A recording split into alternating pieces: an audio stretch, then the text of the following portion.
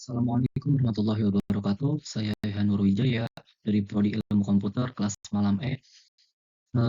Saya di sini ingin presentasi membahas mengenai pemrograman mobile, mulai dari konsep dasar, arsitektur, aplikasi, hingga praktik terbaik dalam pengembangan aplikasi mobile modern.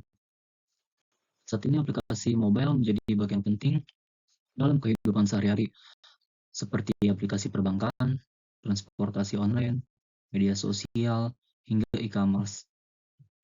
Oleh karena itu, pengembang tidak hanya dituntut untuk membuat aplikasi yang berjalan, tapi juga aplikasi yang cepat, aman, mudah digunakan, dan mudah dikembangkan.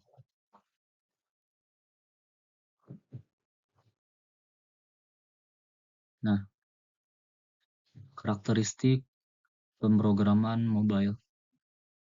Pemrograman mobile memiliki beberapa karakteristik yang berbeda dibandingkan aplikasi desktop ya. Di sini ada manajemen sumber daya, keanekaragaman layar, dan konektivitas dinamis. Baik, yang pertama itu dari manajemen sumber daya itu, smartphone memiliki keterbatasan baterai, RAM, dan CPU, sehingga aplikasi harus dioptimalkan agar tidak boros daya atau baterainya. Dan yang kedua, itu ada keanekaragaman layar.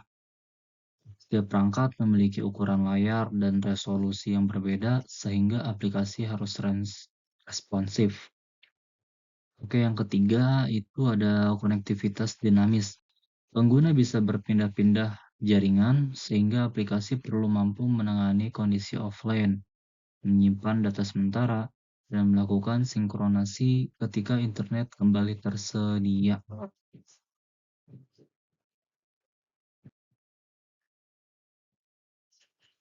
Baik, lalu kita di sini ada ekosistem dan lingkungan pengembangan.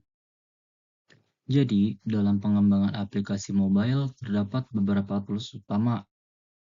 Nah, untuk Android, di sini bahasa pemrograman dan tools utamanya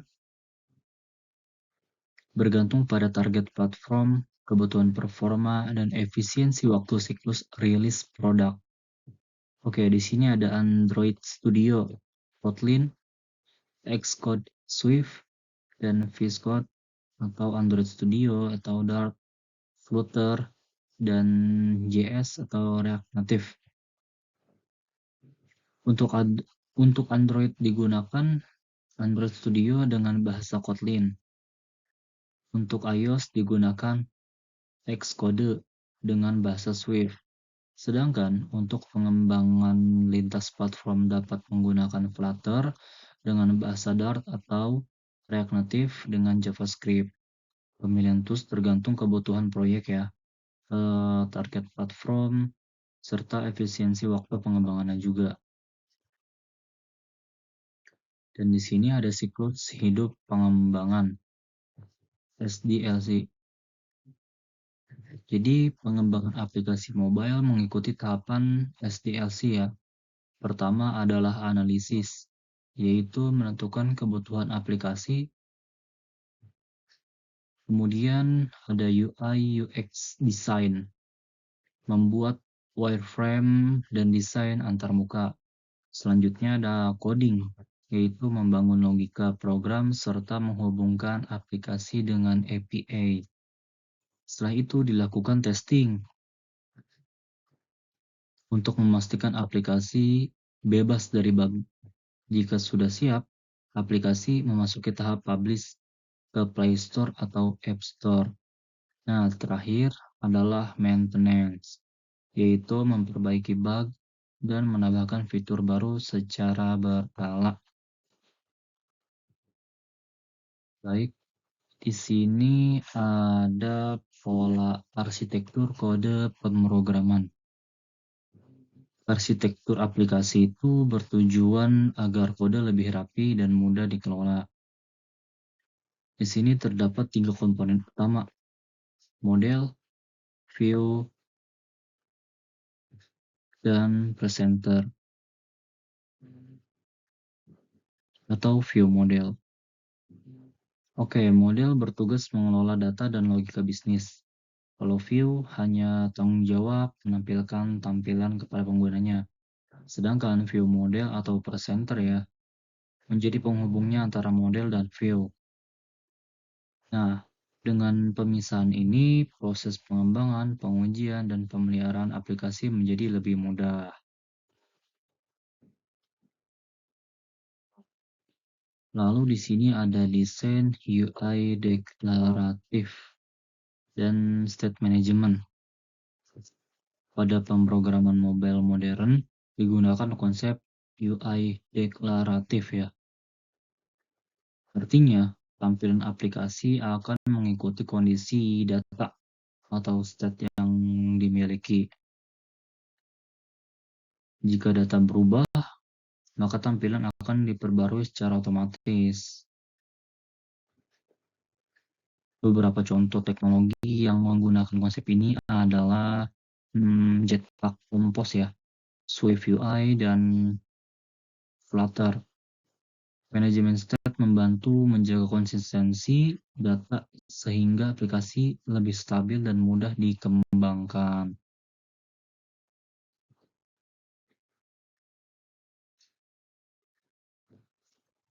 Oke. Lalu di sini ada integrasi backend dan database. Hampir semua aplikasi modern membutuhkan komunikasi dengan server. Komunikasi ini dilakukan menggunakan REST API ya, dengan format data JSON. Untuk mempermudah proses komunikasi, digunakan library seperti Retrofit, Dio, atau Alamofire. Selain itu, aplikasi juga membutuhkan penyimpanan lokal seperti SQLite atau Room agar data tetap bisa diakses ketika perangkat sedang offline. Nah, seperti itu.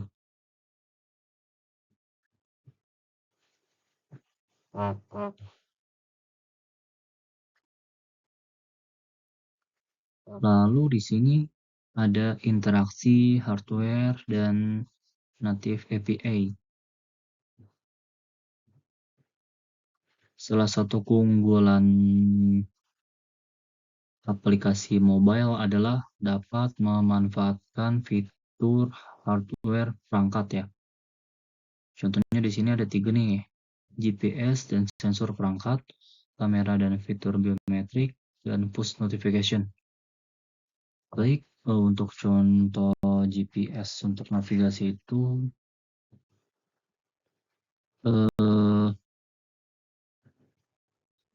maka mengakses flashlight location provider. Lalu ada accelerometer dan gyroscope untuk aplikasi olahraga. Kemudian kamera digunakan untuk mengambil foto atau scan QR code. Dan selain itu terdapat autentikasi biometrik seperti fingerprint dan Face ID untuk meningkatkan keamanan. Aplikasi juga dapat mengirim notifikasi menggunakan Firebase, Cloud Messaging, atau Apple Push Notification. Nah, jadi seperti itu.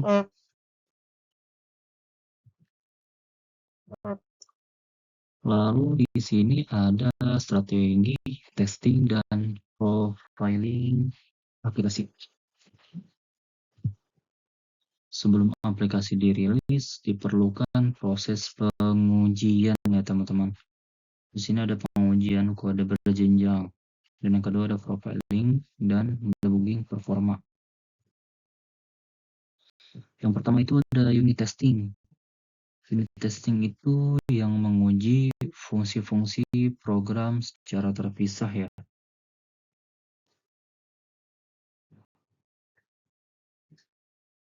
Lalu yang kedua itu ada UI testing buat mastiin tampilan bekerja dengan benar pastinya. alurnya nyata, skenarionya nyata. Lalu di sini ada integration testing. Buat mastiin juga komunikasinya dengan API dan database berjalan baik dan sesuai spesifikasi. Lalu kita lanjut ke nomor 2, profiling dan debugging performa.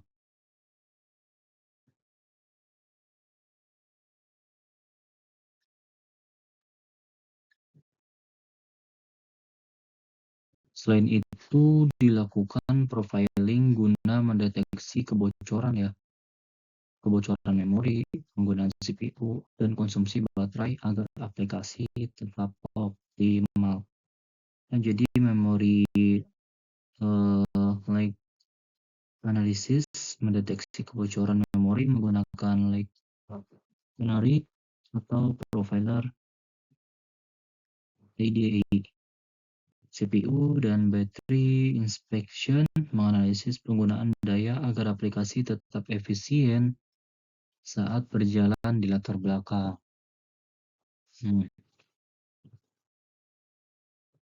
Nah, di sini ada perbandingan framework pemrograman.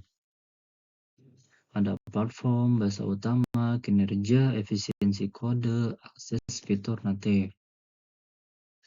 Pada tabel ini terdapat perbandingan beberapa framework mobile. Ada Android native, ada iOS native, Flutter, dan React native. Jadi Android native itu menggunakan Kotlin ya. Menggunakan Kotlin dengan performanya paling tinggi untuk Android, yaitu maksimal. Dan khusus Android 100% akses langsung ke API. Dan di sini iOS native menggunakan bahasa Swift ya, pastinya dengan performanya terbaik dah, maksimal pada perangkat Apple.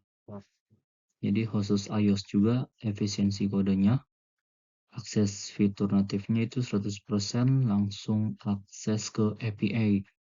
Dan di sini ada Flutter menggunakan satu kode base untuk Android dan iOS. Bahasa utamanya Dart ya. Kinerjanya tinggi. Efisiensinya single kode base ya. Dan sangat baik untuk akses via platform channels. Sedangkan yang terakhir, React Native juga menggunakan satu kode base. Namun ia memanfaatkan JavaScript sehingga proses pengembangan lebih cepat dan efisien. Seperti itu.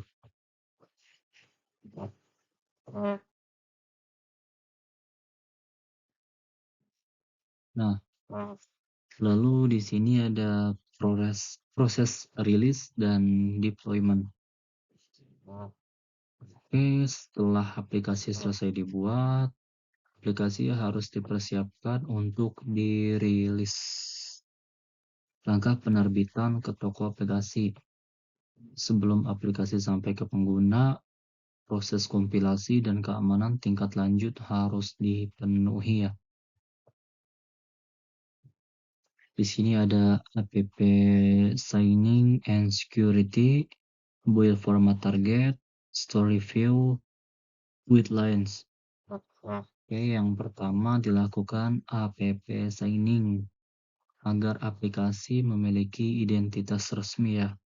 Pendatanganan by Binar menggunakan Keystore, sertifikat digital untuk autentikasi pengembangnya.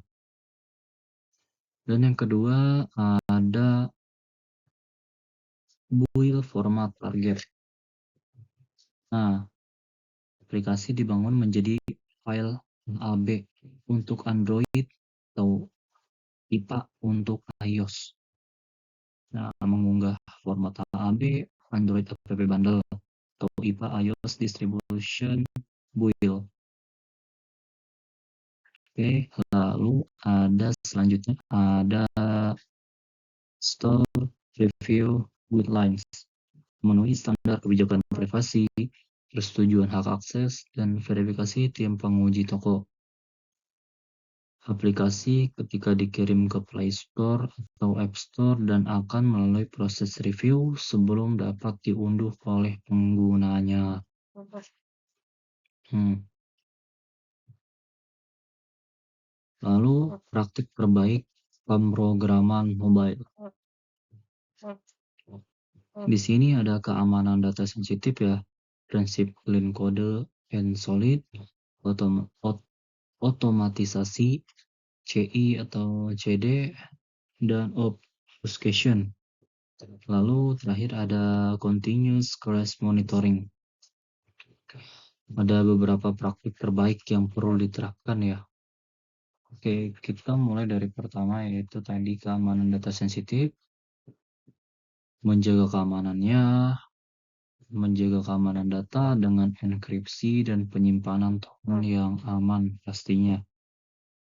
Yang kedua, menerapkan prinsip clean code dan solid agar kode mudah dipelihara.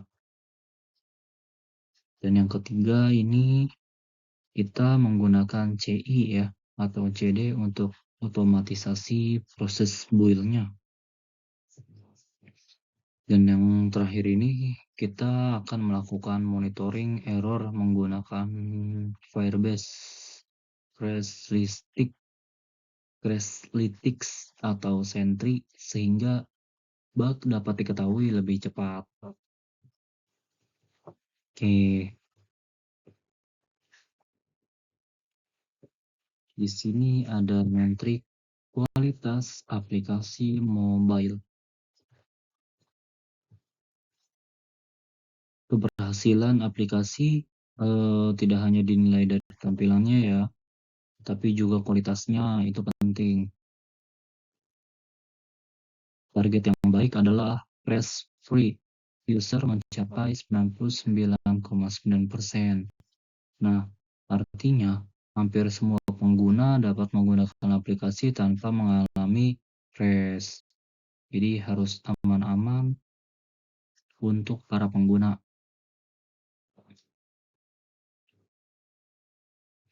Indikator keberhasilan rekayasa software, standarisasi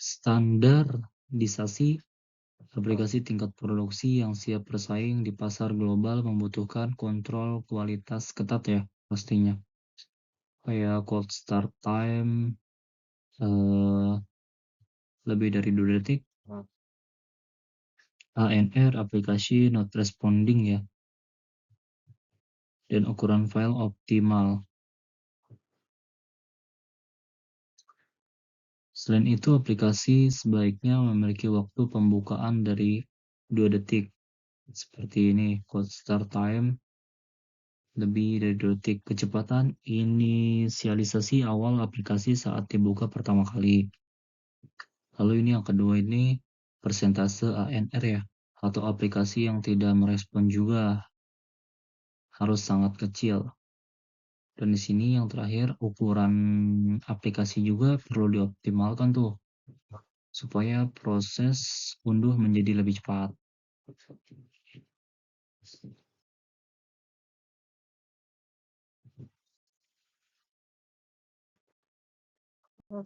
Baik teman-teman, berdasarkan materi yang telah saya sampaikan, dapat disimpulkan kalau pemrograman mobile itu merupakan salah satu cabang ilmu teknologi informasi yang memiliki peran yang sangat penting dalam perkembangan dunia digital saat ini.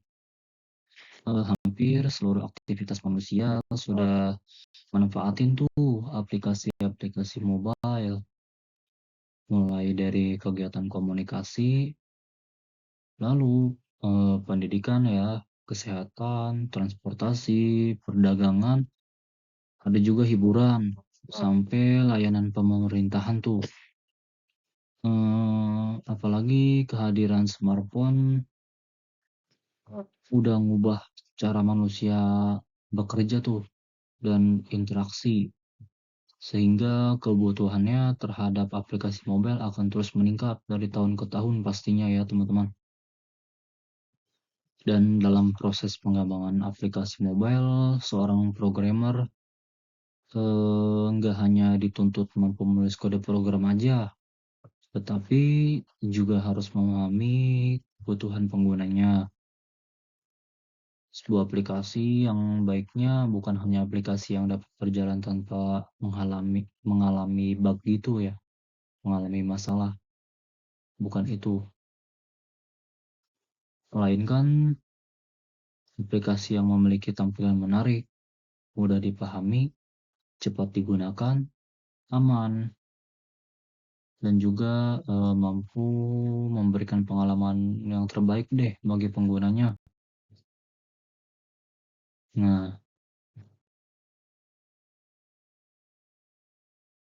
dan juga makanya seorang mobile developer tuh harus mempelajari banyak hal, mulai dari bahasa pemrograman, desain antarmuka, database, FBA, keamanan aplikasi, hingga proses pengujian sebelum aplikasi dipublish ya, dipublikasikan gitu.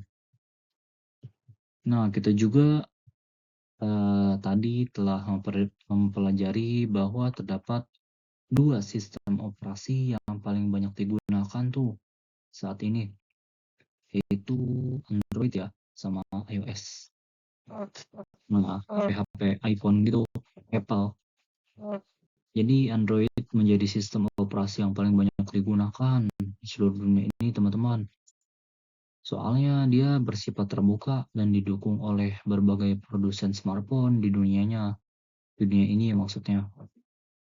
Lalu ada iOS tuh, dikenal memiliki tingkat keamanan yang tinggi, performa yang stabil, serta pengalaman pengguna yang sangat baik. Nah, makanya tuh iOS tuh kayak banyak banget nih verifikasinya dari kedua sistem operasi ini ya. Mereka punya karakteristik masing-masing, sehingga programmer perlu memahami perbedaannya agar dapat menentukan metode pengembangan yang paling sesuai deh dengan kebutuhan aplikasinya.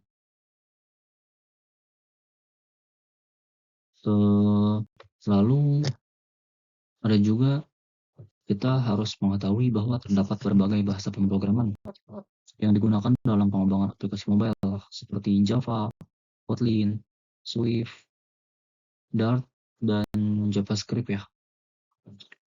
Masing-masing bahasa pasti punya keunggulan tersendiri. Kalau Kotlin saat ini menjadi bahasa resmi untuk pengembangan Android, sedangkan Swift ini yang dipakai iOS itu dipakai buat ngembangin aplikasi iPhone pastinya. Di sisi lainnya ada Dart ya, melalui framework Flutter dan JavaScript melalui React memberikan solusi cross-platform, yaitu kemampuannya membuat satu aplikasi yang dapat dijalankan pada Android maupun iOS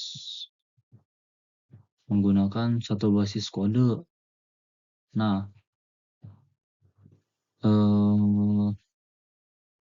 hal ini tuh pasti sangat membantu perusahaannya dalam menghemat waktu dan biaya pengembangan aplikasinya.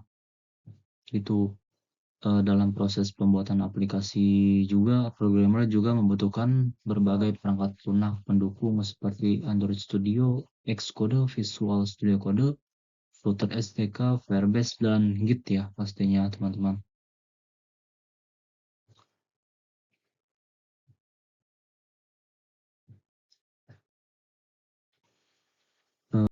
Baik teman-teman, sekian presentasi dari saya. Terima kasih perhatiannya dan Bapak Ibu dosen. dan teman-teman semuanya. Apabila terdapat kekurangan dalam penyampaian materi maupun isi presentasi ini, saya memohon maaf. Saya sangat terbuka apabila ada kritik, saran, maupun pertanyaan yang ingin disampaikan. Terima kasih. Assalamualaikum warahmatullahi wabarakatuh.